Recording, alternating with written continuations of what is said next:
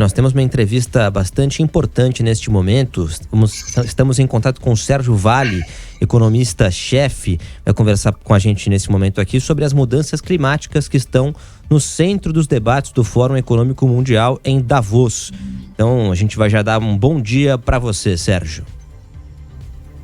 Bom dia, Rafael. Bom dia, Nonato. Prazer estar aqui conversando com vocês. Bom dia. Sérgio, eu queria que você iniciasse então essa conversa explicando a importância desse fórum, que é o Fórum de Davos na Suíça.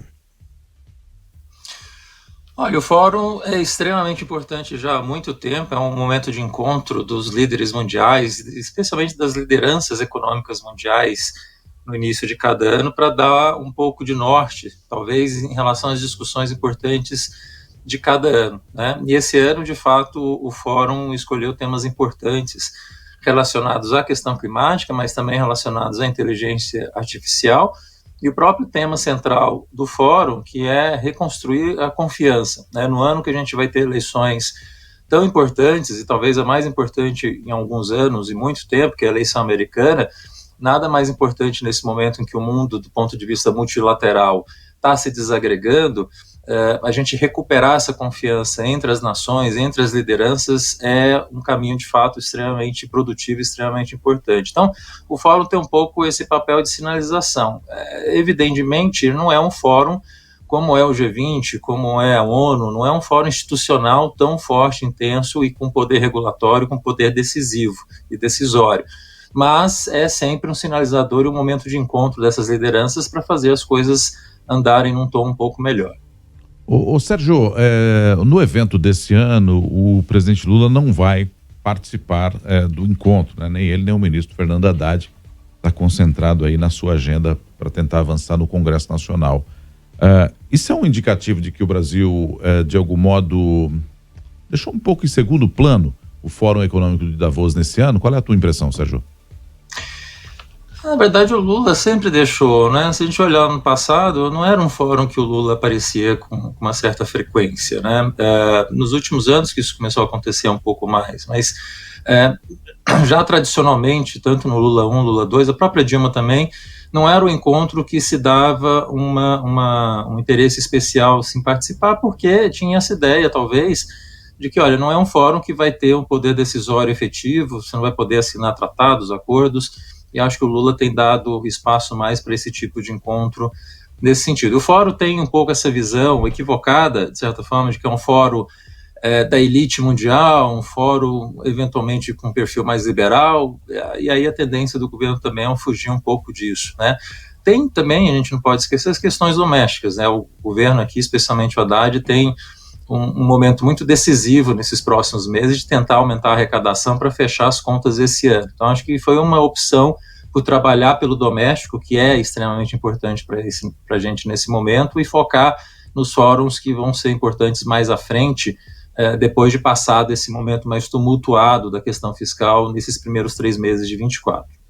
Sérgio, quem vai representar o Brasil, então, discursando, será a ministra Marina Silva. Qual será o tom, qual o senhor acha da fala dela hoje nesse fórum?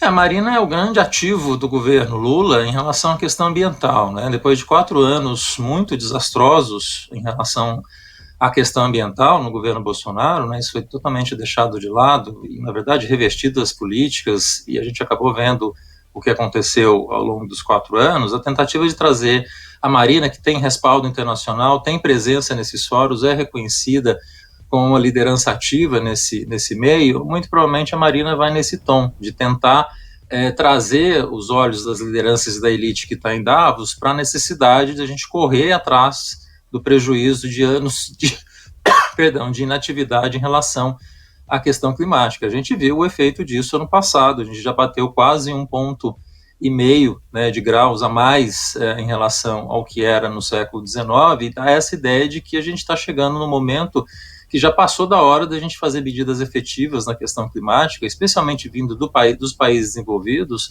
para a gente conseguir, de fato, diminuir o número de emissões de CO2, emissões de carbono ao longo dos próximos anos, e tentar reverter esse aumento de temperatura, ou diminuir o ritmo desse aumento de temperatura. A Marina certamente vai bater muito nessa tecla e talvez fazer um balanço também de primeiro ano em relação ao que se conseguiu fazer aqui no Brasil, né? Diminuir o ritmo de desmatamento da Amazônia foi um ganho importante, né?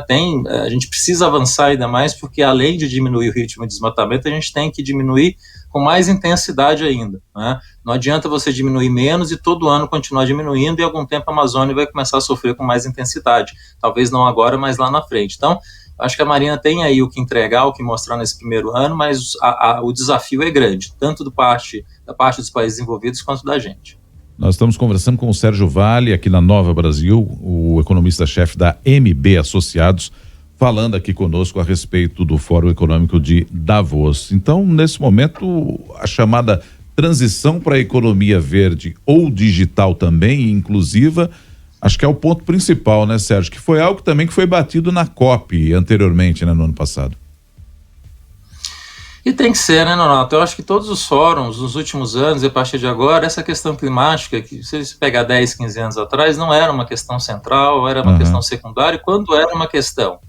Agora, em todos os fóruns que a gente tem visto, todas as discussões multilaterais mundo afora, a questão climática entrou com força e de uma forma correta. Quem vai pagar o preço disso no final certamente, se a gente não conseguir fazer nada muito mais agressivo, são os países mais pobres, onde você vai ter inundações, onde vai ter secas mais graves. A gente aqui no Brasil já está sofrendo isso. Tem muitos artigos mostrando que você já começa a ter uma diminuição de produtividade na área do centro-oeste brasileiro por conta da questão climática, né? Está diminuindo a quantidade de chuvas, de fluxo de água doce naquela região para plantação. Então, assim, tem um cenário que a questão climática não é que vai nos afetar, já está nos afetando. Então, a gente precisa, o quanto antes, de fato, ter uma visão mundial para que isso aconteça. O problema, né, Nonato, é que justamente esse ano tão complicado do ponto de vista político, uma possibilidade do Trump voltar a ser presidente nos Estados Unidos, coloca também tudo isso em stand-by. A gente sabe que o Trump tem uma visão muito negativa em relação à questão climática, ele é totalmente pró-petróleo, e fica nessa expectativa do que vai ser, por exemplo, a COP 2025, que vai ser aqui no Brasil, vai ser em Belém, num primeiro ano de Trump, né? Se eventualmente ele ganhar com um cenário totalmente pró-petróleo e anticlima. Então tem um cenário aí que a gente precisa acompanhar que vai ser desafiador. Sérgio, qual que é a importância e o impacto que tem o Brasil estar presente, o governo brasileiro, num fórum como esse? Qual que é a visão que o mundo tem em relação à presença do Brasil? Sempre é importante participar, né? Talvez ano passado também não aconteceu isso, tivesse sido interessante, o Haddad foi, mas o Lula não, mas é um cenário que é sempre interessante como um cartão de visitas do país, né? Especialmente no primeiro ano de mandato teria sido interessante essa visita, como o Milei está fazendo agora, né? O primeiro ano de mandato dele, ele está indo para Davos, e num cenário que a Argentina precisa muito ter essa visibilidade externa, dada a situação econômica de crise que eles estão passando, né? Tenho que mostrar com as leis que estão sendo apresentadas no Congresso argentino, a visão que o Milei está colocando. Então, assim, o fórum tem um pouco dessa possibilidade de você mostrar, de certa forma, e colocar a teste o que está sendo feito na economia. De novo, a gente volta a essa ideia de que o Lula lá atrás nunca foi muito favorável, muito atento, talvez, ao Fórum Internacional de Davos, e sempre se preocupou com outros tipos de fórum, e eu acho que é o que ele vai continuar fazendo esse ano. Há essa ideia também de que é um ano eleitoral, ele já viajou bastante ano passado, há essa discussão dele fazer um foco mais doméstico em 2024, tem ainda que aprovar o rescaldo da reforma tributária, tem um período eleitoral importante, que vai ser muito importante para o PT, em termos de tentar reconquistar prefeituras esse ano. Enfim, tem muita coisa acontecendo aqui que talvez vai afastar o Lula um pouco do cenário internacional na intensidade que ele teve ano passado. E talvez essa não ida ao Fórum Internacional é um primeiro sinal disso. O Haddad talvez poderia ter achado um espaço para aparecer, mas não deu. Ô Sérgio, só para a gente fechar aqui, você citou a questão do Trump, né, que talvez seja eleito mesmo nos Estados Unidos, possa voltar ao comando do país e sua relação com os eventos climáticos e as mudanças climáticas. E além disso, né, para além disso, a gente tem também como ingrediente esses conflitos todos que estão rolando no mundo.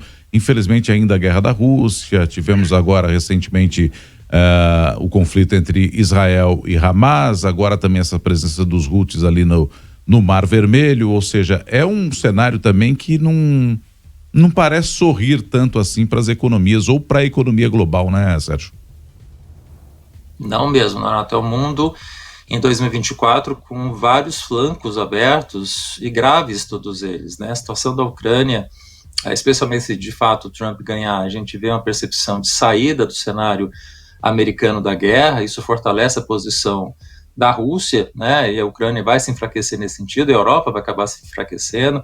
A situação de Israel está ainda muito complicada, porque não tem um sinal de arrefecimento, né, a gente vê a guerra em Gaza continuar avançando, tem o risco do Hezbollah, e agora entrou o risco do Iêmen, que tem um risco econômico adicional por conta dos fretes, né, dos navios que passam ali no Estreito do Iêmen, e você, por conta disso, ao ter que circunnavegar a África, você encarece os fretes de uma forma significativa. Então, o mundo, do ponto de vista econômico, com 3 flancos abertos dessa ordem, dessa intensidade que a gente está vendo agora, e com risco de, no ano que vem, eventualmente o Trump olhar isso com um olhar muito diferente do que o Biden está fazendo nesse momento, coloca aí 24, e eu colocaria 25 também, como 2 anos, do ponto de vista de política internacional, de economia internacional, muito complicados, né? Boa sorte para a gente não terminar num aspecto muito negativo, né, até que a desinflação está acontecendo, a economia mundial está se mantendo com um crescimento relativamente razoável, em torno de 3% esse ano.